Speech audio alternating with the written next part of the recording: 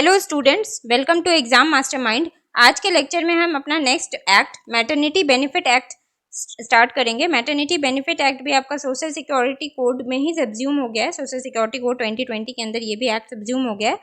Maternity benefit act हमारा आया कब था? 12 दिसंबर 1961 को। ठीक है, इसका भी पीडीएफ मैं टेलीग्राम चैनल पे डाल दूंगी, उसका लिंक डिस्क्रिप्शन बॉक्स में दे दिया है, वहां से जाके पीडीएफ को डाउनलोड कर सकते हैं।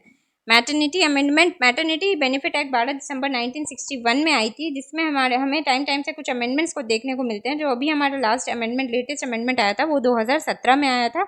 इस लॉ को इन्फोर्स करने के लिए कौन रिस्पॉन्सिबल है? मिनिस्ट्री ऑफ लेबर रिस्पॉन्सिबल है।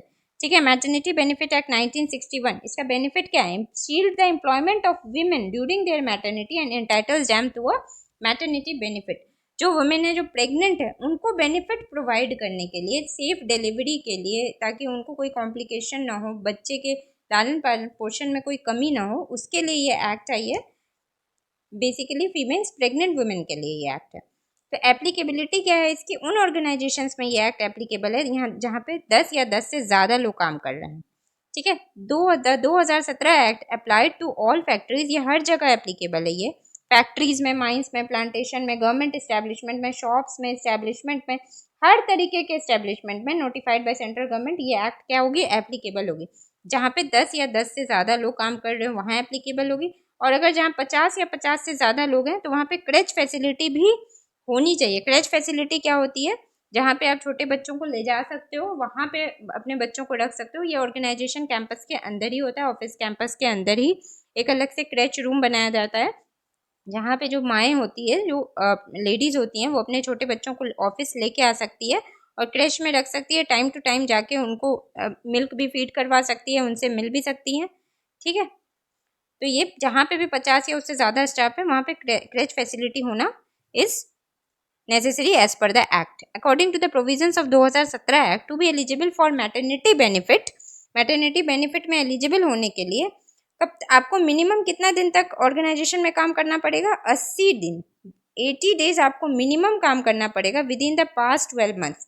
पिछले एक साल में मिनिमम आपको कितना दिन तक काम करना पड़ेगा? 80 days to be eligible for availing maternity benefit act. ये नहीं कि आपने 4 दिन हुआ है आपका ऑर्गेनाइजेशन ज्वाइन किए हुए और आप मैटरनिटी बेनिफिट एक्ट उस केस में नहीं ले सकते हो। 80 दिन of employment is necessary.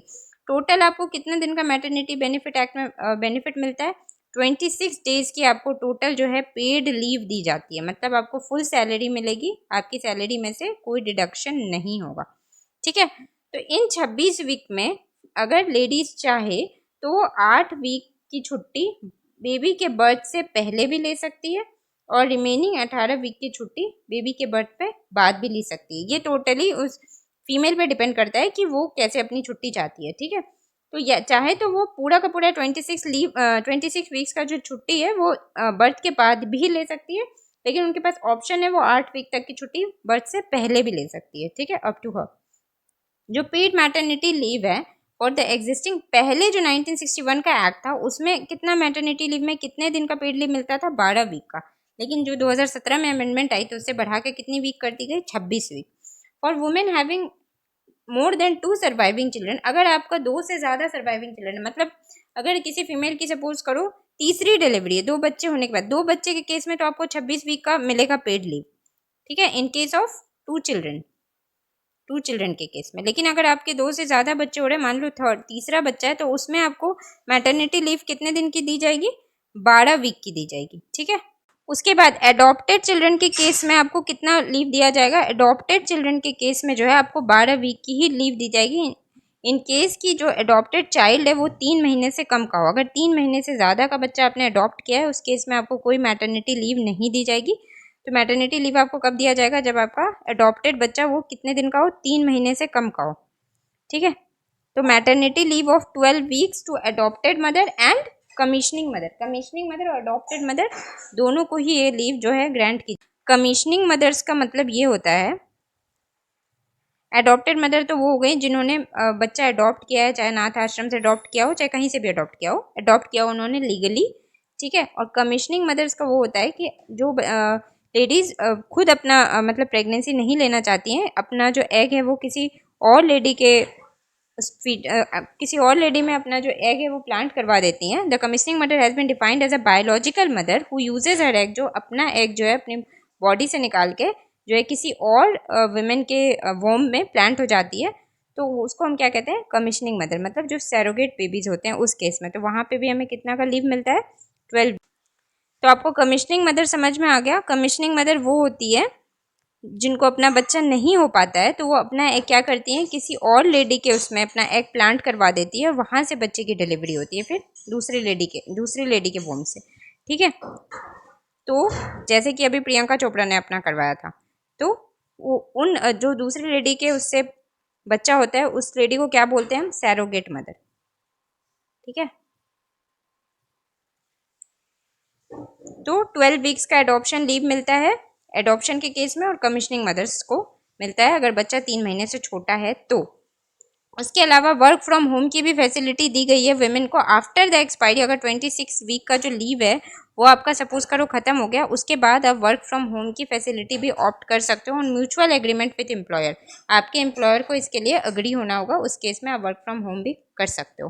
The act में creche facilities setup for kid under 6 years of age. जो क्रेच फैसिलिटी है वहाँ पे कितने साल तक के बच्चे को ले जा सकते हो, under 6 years of as.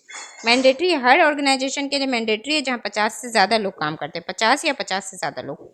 Women working creche visit, कितनी बार क्रेच विजिट कर सकती है वुमेन, एक दिन में 4 बार during the day including rest interval. Rest interval को मिला के जो है वो 4 बार एक दिन में विजिट कर सकती है।